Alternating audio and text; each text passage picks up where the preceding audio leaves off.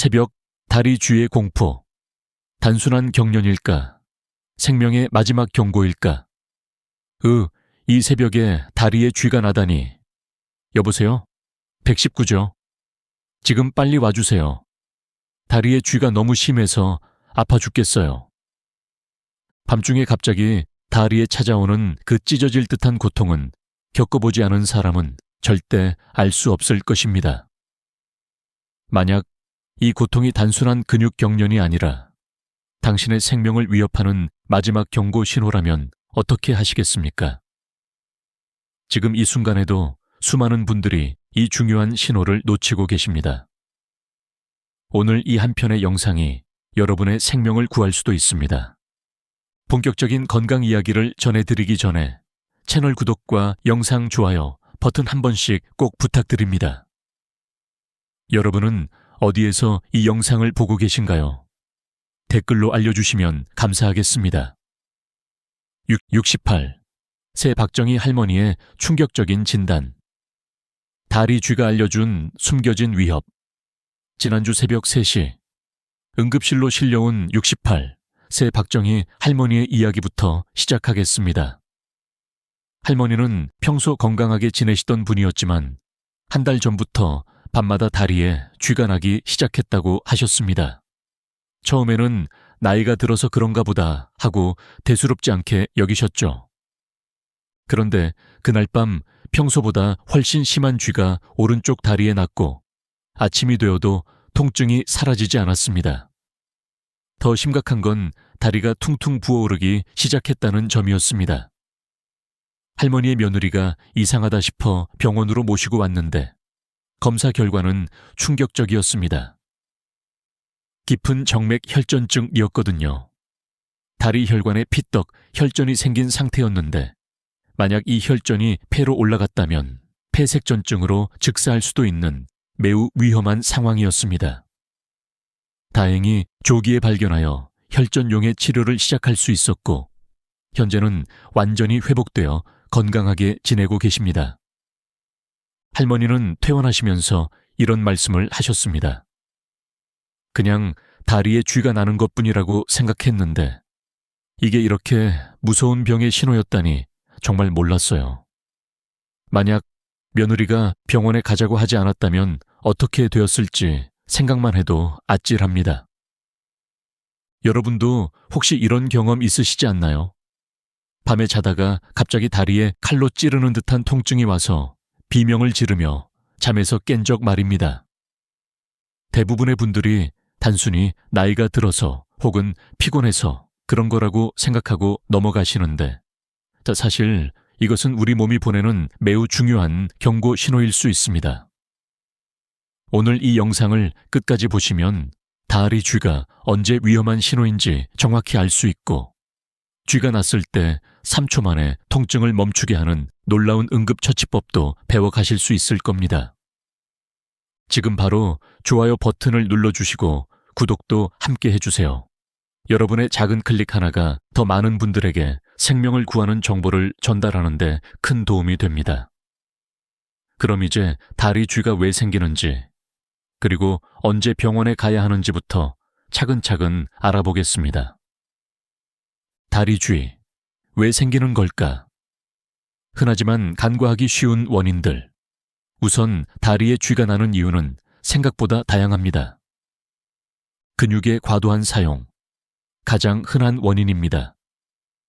평소에 운동을 안 하시던 분이 갑자기 오래 걷거나 계단을 많이 오르내리면 근육에 피로 물질이 쌓이면서 경련이 생길 수 있습니다. 실제로 작년 봄에 72세 정명순 어르신이 손자와 함께 등산을 다녀온 후 밤새도록 다리 쥐로 고생하신 적이 있습니다.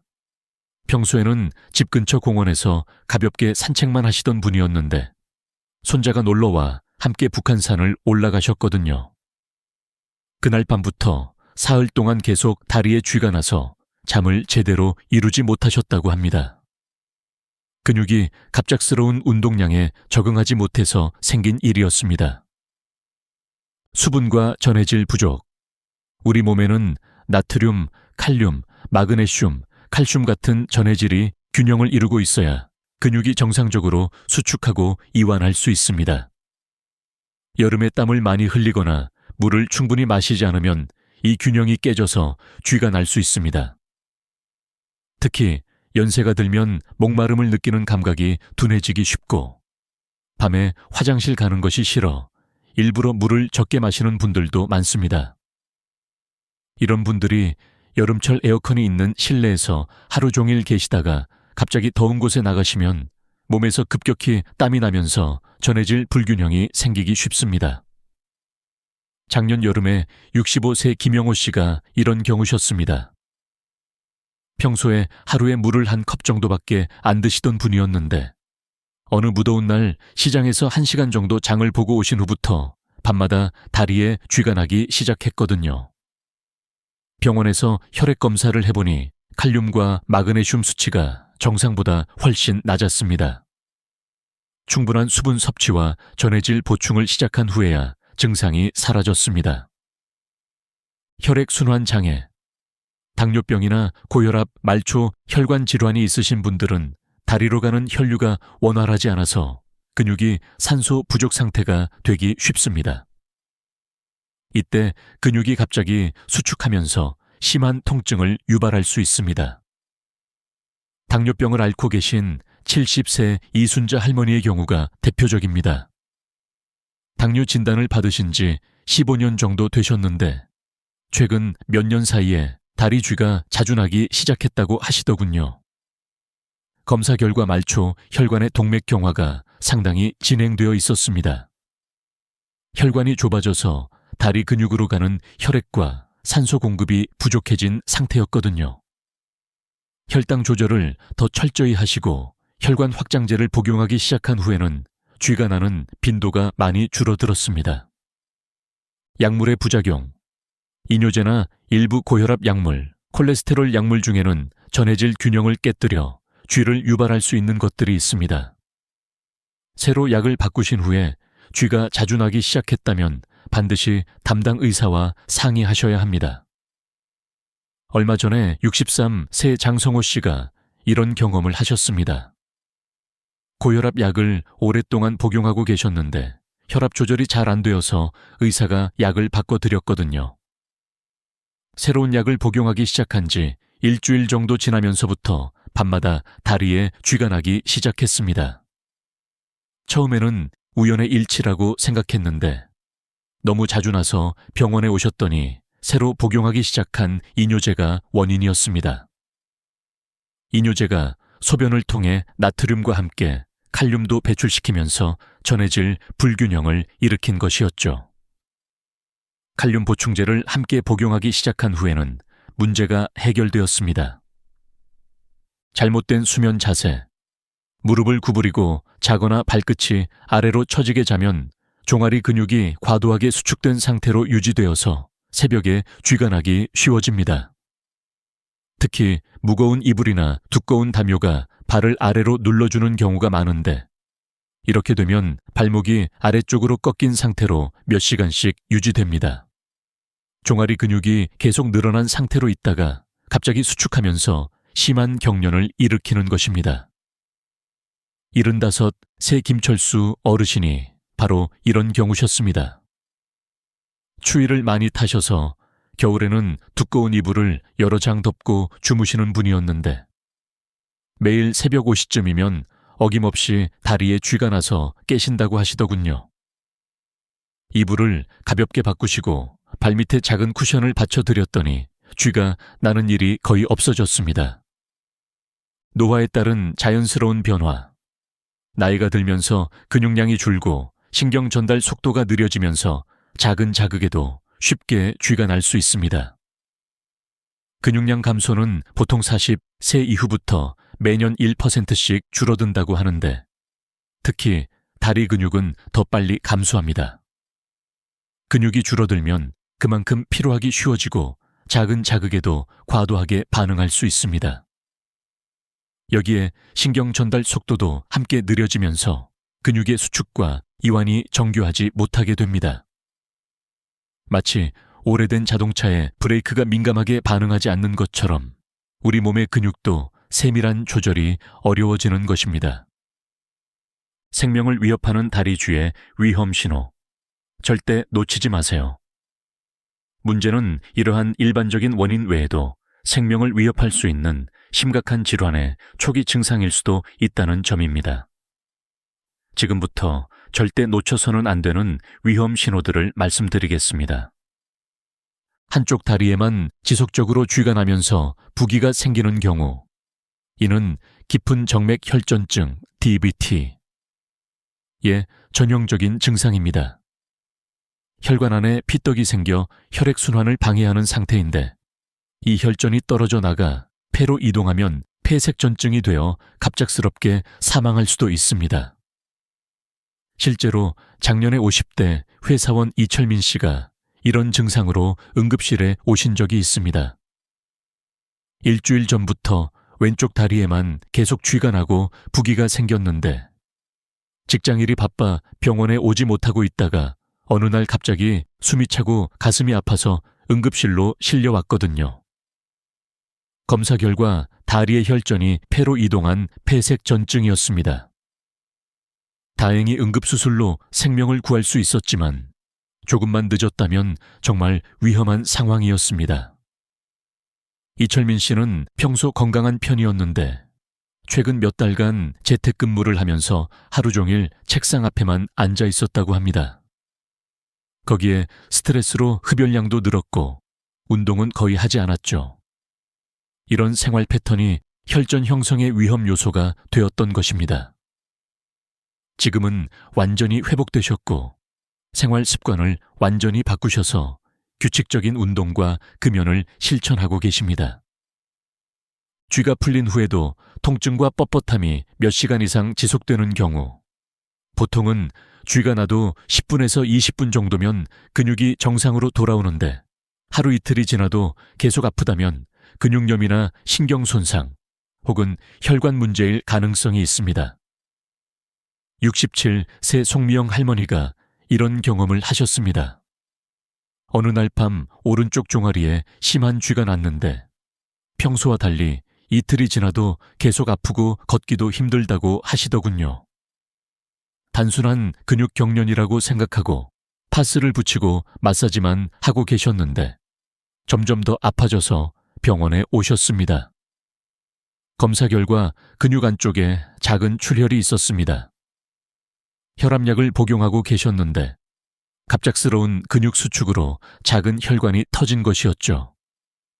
적절한 치료로 회복되셨지만 만약 계속 방치했다면 근육 손상이 더 심해질 수 있었습니다. 다리가 창백해지거나 차가워지면서 감각이 둔해지는 경우, 이는 급성 동맥 폐색의 증상일 수 있습니다.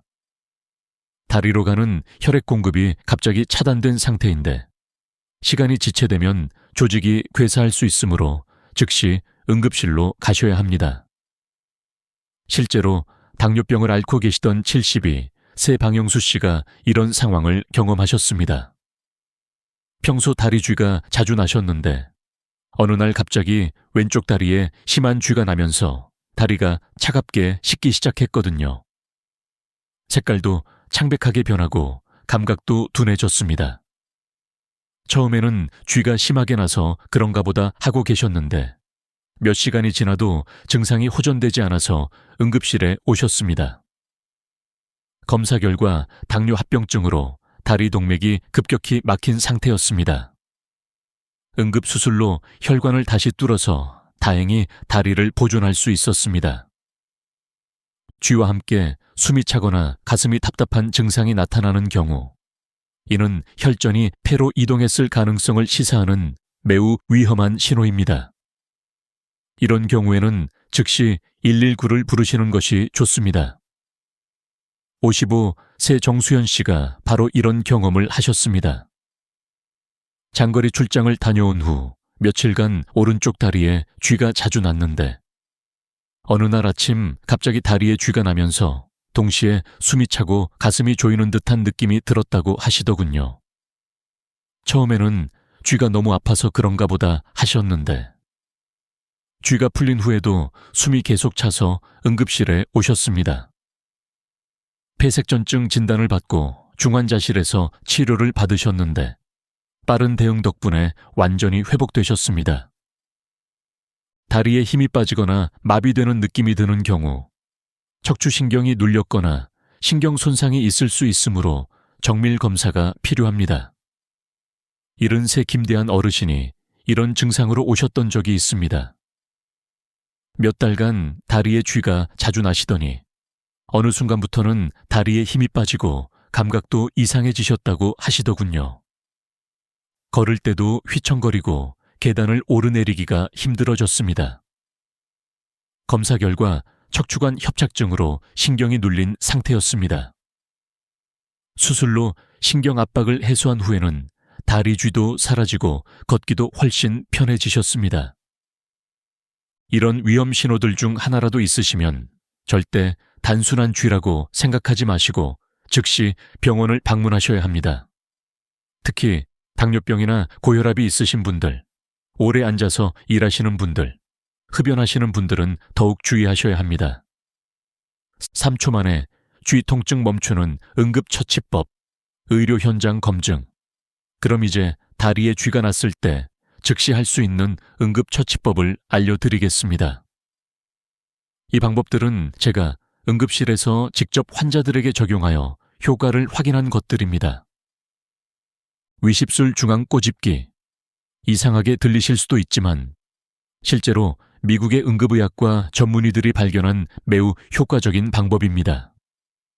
쥐가 나면 집게손가락과 엄지손가락으로 위십술 중앙 부분을 세게 꼬집어 주세요. 최소 10초 동안 꼬집기를 3번 이상 반복하면 놀랍게도 대부분의 경우 통증이 즉시 사라집니다. 이 방법이 효과가 있는 이유는 자율신경계 반사 때문입니다. 입술 부위를 자극하면 우리 몸의 신경계가 다리 근육으로 보내는 경련 신호를 차단하는 효과가 있거든요. 처음에는 효과가 없는 것 같더라도 포기하지 마시고 계속 반복해서 꼬집어 주세요. 중요한 것은 정말 세게 꼬집어야 한다는 점입니다. 작년에 70세 김영자 할머니가 이 방법으로 놀라운 경험을 하셨습니다. 한밤중에 양쪽 다리에 동시에 쥐가 나서 바닥을 뒹굴며 고통스러워하고 계셨는데 우연히 텔레비전에서 본 이 방법을 시도해 보셨다고 합니다. 처음에는 말도 안 된다고 생각하셨지만 죽을 것 같은 고통에 위십술을 세게 꼬집기 시작했더니 정말 신기하게도 몇 초 만에 쥐가 풀렸다고 하시더군요. 지금은 전화기 옆에 쥐 날 때는 위십술 꼬집기라고 메모까지 해두셨다고 합니다. 이 할머니가 재미있는 이야기를 더 해주셨습니다. 처음에는 한 번만 꼬집어보고 효과가 없다고 포기하려 했는데 하도 아파서 계속 꼬집었더니 효과가 있었다는 겁니다. 그 후로는 주변 분들에게도 이 방법을 알려드렸는데 모두들 놀라워하신다고 하시더군요. 발끝을 천천히 몸쪽으로 당기기. 다리를 쭉 펴고 발끝을 몸쪽으로 천천히 당겨주세요. 이때 중요한 건 천천히 해야 한다는 점입니다. 너무 급하게 당기면 근육이 더 놀랄 수 있거든요. 혼자서 하기 힘들면 벽에 발바닥을 대고 천천히 몸을 앞으로 기울이는 것도 좋은 방법입니다. 이 방법을 할 때 중요한 팁이 하나 더 있습니다. 발끝을 당길 때 동시에 무릎도 쭉 펴주시는 것입니다. 무릎이 구부러진 상태에서는 종아리 근육이 완전히 늘어나지 않거든요. 다리 전체를 일직선으로 만든 상태에서 발끝을 당겨야 효과가 좋습니다. 73세 박순남 할머니가 이 방법을 아주 잘 활용하고 계십니다. 할머니는 관절염 때문에 몸을 구부리기가 어려우신데 침대 옆 벽을 이용해서 발끝 당기기를 하신다고 하시더군요. 침대에 누운 상태에서 발을 벽에 대고 천천히 발목을 구부리는 방식으로 하시는데 이 방법도 아주 효과적입니다. 종아리 마사지. 발끝 당기기로 급한 통증이 조금 가라앉았다면 종아리와 발바닥을 아래에서 위로 부드럽게 마사지해 주세요. 너무 세게 누를 필요는 없고 손으로 따뜻한 온기를 전달한다는 마음으로 부드럽게 눌러주시면 됩니다. 5분에서 10분 정도 하시면 근육이 이완되면서 통증이 많이 줄어들 겁니다. 마사지를 할 때는 단순히 누르기만 하지 마시고 원을 그리듯이 돌려가면서 마사지 해주세요. 이렇게 하면 근육 깊숙한 곳까지 자극이 전달되어서 더 효과적입니다. 특히 아킬레스건 부분도 함께 마사지 해주시면 좋습니다. 혈자리 지압법. 종아리 뒤쪽 가장 볼록한 부분에서 손가락 2마디 아래쪽에 승산혈이라는 혈자리가 있습니다. 이곳을 엄지손가락으로 3초간 세게 누르고 1초 쉬기를 5번 반복해 주세요. 참을 수 있을 정도로 세게 눌러야 효과가 있습니다. 이 혈자리는 한의학에서 종아리 근육의 긴장을 풀어주는 대표적인 자리로 알려져 있습니다. 실제로 지압을 해보시면 아프면서도 시원한 느낌이 드실 겁니다. 처음에는 어디가 정확한 위치인지 찾기 어려우실 수도 있는데 종아리 뒤쪽에서 가장 두툼한 부분을 손가락으로 눌러보시면서 가장 아픈 지점을 찾으시면 됩니다. 68 새 조성민 어르신이 이 방법을 아주 효과적으로 사용하고 계십니다. 어르신은 당뇨병 때문에 다리 순환이 좋지 않아서 자주 쥐가 나셨는데 이 혈자리 지압법을 배우신 후로는 쥐가 나더라도 금방 해결하신다고 하시더군요. 처음에는 정확한 위치를 찾기 어려워하셨는데 며칠 연습하신 후에는 능숙하게 하시게 되었습니다. 온찜질. 마지막 단계로 따뜻한 수건이나 찜질팩을 쥐가 났던 부위에 10분에서 15분 정도 올려두세요. 너무 뜨겁지 않게 손등으로 확인해서 따뜻하다고 느껴지는 정도면 됩니다. 온찜질은 혈관을 확장시켜 혈액순환을 돕고 근육의 긴장을 완화시켜 줍니다. 온찜질을 할 때 주의할 점이 있습니다. 당뇨병이 있으신 분들은 감각이 둔해져 있을 수 있어서 화상을 입기 쉽습니다. 반드시 손등이나 팔로 온도를 확인하신 후에 사용하세요. 그리고 찜질팩이 없으시면 깨끗한 수건을 따뜻한 물에 적셔서 사용하셔도 됩니다. 다리 X자 꼬기 방법. 이 방법은 앉아서 할 수 있는 상태라면 매우 효과적입니다. 바닥에 무릎을 꿇고 앉으신 후 무릎은 바닥에 붙인 상태에서 발목과 발 부분만 교차시켜 X자 형태로 만들어주세요. 이렇게 30초 정도 있으시면 종아리 근육이 자연스럽게 압박되면서 혈액순환이 개선되어 쥐가 풀립니다. 이 방법의 원리는 간단합니다. 다리를 교차시키면서 근육에 적절한 압박을 가하게 되는데 이때 혈액순환 패턴이 바뀌면서 경직된 근육이 이완되는 겁니다. 마치 꽉 조인 호스를 살짝 눌렀다 놓으면 물이 더 세게 나오는 것과 같은 원리죠. 이른한 새 김정순 할머니가 이 방법을 아주 좋아하세요. 할머니는 무릎 관절이 좋지 않아서 발끝 당기기가 어려우셨는데 이 방법은 무리하지 않고도 할 수 있어서 자주 사용하신다고 하시더군요. 이 방법들 중에서 가장 기억하셔야 할 것은 위십술 꼬집기입니다. 누워 계실 때도 움직이기 어려울 때도 언제든지 할 수 있는 방법이거든요. 나머지 방법들은 조금 움직일 수 있을 때 차례대로 시도해 보시면 됩니다. 밤쥐 예방을 위한 8가지 습관. 당신의 숙면을 지켜줄 예방책. 그런데 더 중요한 것은 애초에 쥐가 나지 않도록 예방하는 것이겠죠. 지금부터 제가 개인적으로 제 가족들에게도 추천하는 예방법들을 알려드리겠습니다. 올바른 수면 자세 유지. 잠잘 때 무릎을 쭉 펴고 다리를 편안하게 뻗으세요. 발끝이 아래로 꺾이지 않게 하는 것이 중요합니다. 발밑에 작은 쿠션이나 접은 수건을 받쳐주면 혈액이 심장 쪽으로 잘 돌아가서 도움이 됩니다. 특히 옆으로 누워서 주무시는 분들은 다리 사이에 베개를 끼우시는 것이 좋습니다. 이렇게 하면 골반과 다리가 자연스러운 정렬을 유지할 수 있어서 근육에 무리가 가지 않거든요. 74 새 이영희 할머니가 이 방법으로 큰 변화를 경험하셨습니다. 할머니는 평생 웅크리고 자는 버릇이 있으셨는데 거의 매일 밤 다리 쥐로 고생하셨거든요. 수면 자세를 바꾸신 지 일주일 만에 쥐가 나는 횟수가 확연히 줄어들었다고 합니다. 잠자리에 들기 전 간단한 스트레칭. 5분만 투자해서 가볍게 다리 스트레칭을 해보세요. 벽에 손을 대고 한쪽 다리를 뒤로 쭉 뻗어 종아리를 늘려주거나 의자에 앉아 발끝을 천천히 몸쪽으로 당기는 동작을 각각 30초씩 해주시면 됩니다. 침대에 누워서 발목을 시계 방향, 반시계 방향으로 돌리는 것도 좋습니다.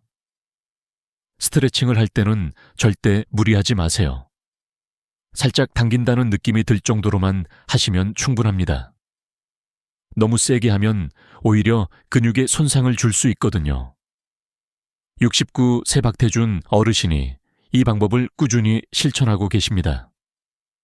어르신은 젊었을 때 육체 노동을 많이 하셔서 다리 근육이 자주 뭉치고 쥐도 자주 나셨는데 매일 저녁 스트레칭을 하신 후로는 다리가 훨씬 편해지셨다고 합니다. 충분한 수분 섭취. 하루에 1리터에서 2리터 정도의 물을 천천히 나누어 마시세요. 취침 2시간 전부터는 조금씩 줄이시는 것이 야간 화장실 가는 횟수를 줄이는 데 도움이 됩니다. 전해질 보충을 위해서는 바나나, 시금치, 감자, 유제품, 견과류 같은 음식을 드시는 것이 좋습니다. 물을 마실 때는 한 번에 많이 마시지 마시고 조금씩 자주 마시는 것이 좋습니다. 한 번에 많이 마시면 소변으로 바로 배출되어 효과가 떨어지거든요. 컵에 물을 받아두시고 1시간에 한 번씩 몇 모금씩 드시는 습관을 만들어 보세요. 70세 최순자 할머니가 이 방법으로 놀라운 변화를 경험하셨습니다. 할머니는 화장실 가기 싫어서 하루에 물을 한두 컵 정도밖에 안 드셨는데 매일 밤 다리 쥐로 고생하셨거든요. 수분 섭취량을 늘리신 후 일주일 만에 쥐가 나는 일이 거의 없어졌다고 합니다. 규칙적인 활동, 1시간마다 한 번씩 일어나서 간단한 다리 펌프 운동을 해보세요. 발끝을 위아래로 10에서 20회 움직이는 것만으로도 종아리 근육에 자극을 주어 혈액순환에 큰 도움이 됩니다. 특히 텔레비전을 보시거나 책을 읽으실 때도 발목 운동을 함께 하시면 좋습니다. 의식적으로 발가락을 움직이거나 발목을 돌리는 것만으로도 혈액순환이 개선되거든요. 65세 김명수 씨가 이 방법을 아주 잘 실천하고 계십니다.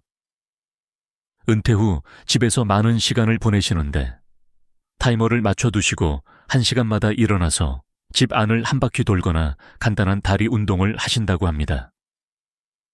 복용 중인 약물 점검, 특히 고혈압 약이나 이뇨제, 콜레스테롤 약을 드시고 계시다면 복용 시기와 쥐가 나는 시기가 겹치는지 확인해 보세요. 의심스러우시면 절대 임의로 약을 중단하지 마시고 담당 의사와 상의하셔야 합니다. 약물 부작용으로 인한 쥐는 생각보다 흔합니다. 특히 이뇨제는 소변을 통해 나트륨과 함께 칼륨, 마그네슘 같은 중요한 전해질도 함께 배출시키거든요. 이런 경우에는 전해질 보충제를 함께 복용하거나 약물을 다른 계열로 바꾸는 것만으로도 문제가 해결될 수 있습니다. 잠자리 환경을 따뜻하게 유지. 특히 겨울철에는 다리가 차가워지면 쥐가 더 잘 나거든요. 전기장판을 사용하시거나 따뜻한 양말을 신고 주무시는 것도 도움이 됩니다. 단, 양말이 너무 꽉 조이면 오히려 혈액순환을 방해할 수 있으니 느슨한 것을 선택하세요. 취침 전 따뜻한 목욕이나 족욕, 잠자리에 들기 전 10분 정도 따뜻한 물에 발을 담그시거나 샤워를 하시면 혈액순환이 좋아져서 쥐 예방에 도움이 됩니다. 물 온도는 너무 뜨겁지 않게 40도 정도로 맞추시는 것이 좋습니다. 족욕을 하실 때는 발목까지 잠길 정도로 물을 받으시고 발가락을 움직이거나 발목을 돌리면서 하시면 더 효과적입니다. 금연과 금주, 흡연과 과음은 혈액순환을 방해하여 쥐가 나기 쉬운 환경을 만듭니다. 특히 니코틴은 혈관을 수축시켜 다리로 가는 혈류를 감소시키거든요. 이런 예방법들을 꾸준히 실천하시면 밤중에 갑자기 찾아오는 다리 쥐로부터 상당 부분 자유로워지실 수 있을 겁니다. 반드시 피해야 할 치명적인 실수들. 그런데 여기서 주의하셔야 할 점이 하나 있습니다. 바로 건강보조식품과 술을 함께 드시는 것입니다. 많은 분들이 건강을 위해 영양제를 드시면서도 동시에 음주를 즐기시는 경우가 있습니다. 특히 간에 부담을 줄 수 있는 특정 성분의 건강보조식품과 알코올이 결합되면 간 해독 기능에 과부하가 걸려 심각한 간 손상을 유발할 수 있습니다. 실제로 작년에 60대 남성분이 간에 좋다는 건강보조식품을 꾸준히 드시면서도 매일 소량의 음주를 계속하다가 급성 간부전으로 중환자실에 입원하신 적이 있습니다. 처음에는 별다른 증상이 없었지만 어느 날 갑자기 황달과 심한 피로감을 호소하며 응급실로 오셨거든요. 건강을 위한 노력이 오히려 독이 될 수 있다는 사실을 꼭 기억하시고 궁금한 점이 있으시면 반드시 전문가와 상의하세요. 이분의 경우 간에 좋다고 알려진 밀크시슬, 추출물을 고농도로 복용하면서 동시에 매일 소주 한두 잔씩 드셨는데 두 가지가 상호작용을 일으켜서 간에 큰 부담을 준 것으로 추정됩니다. 다행히 조기에 발견하여 적극적인 치료로 회복되셨지만 몇 달간 고생하셨습니다. 마지막으로 절대 하시면 안 되는 것들도 말씀드리겠습니다. 쥐가 나면 무작정 세게 주무르는 것, 통증 부위를 힘껏 주무르면 오히려 근육 손상을 유발할 수 있습니다. 앞서 알려드린 것처럼 천천히 발끝을 당기고 부드럽게 마사지하는 것이 중요합니다. 실제로 72세 송기철 어르신이 이런 실수를 하신 적이 있습니다.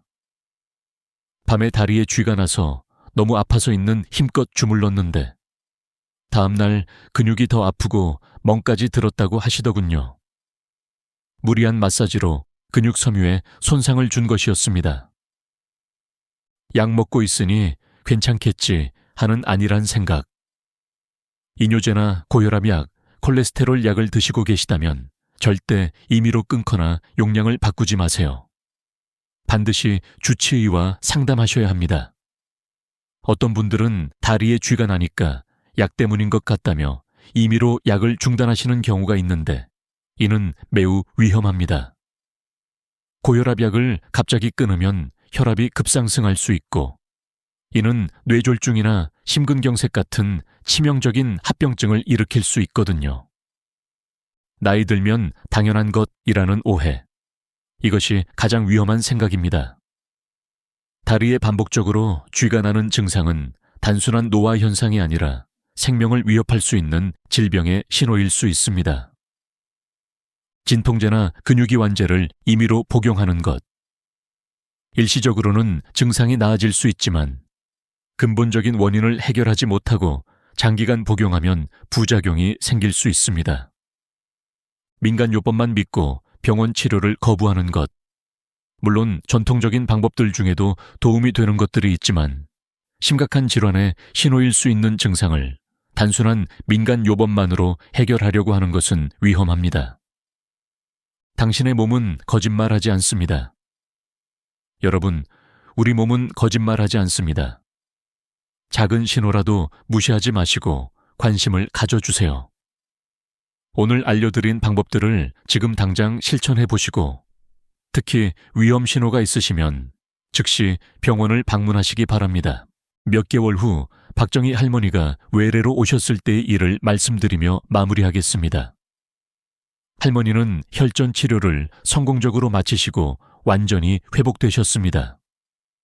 그리고 평소 생활 습관을 바꾸셔서 규칙적인 운동과 충분한 수분 섭취, 올바른 수면 자세를 유지하고 계시다고 하시더군요.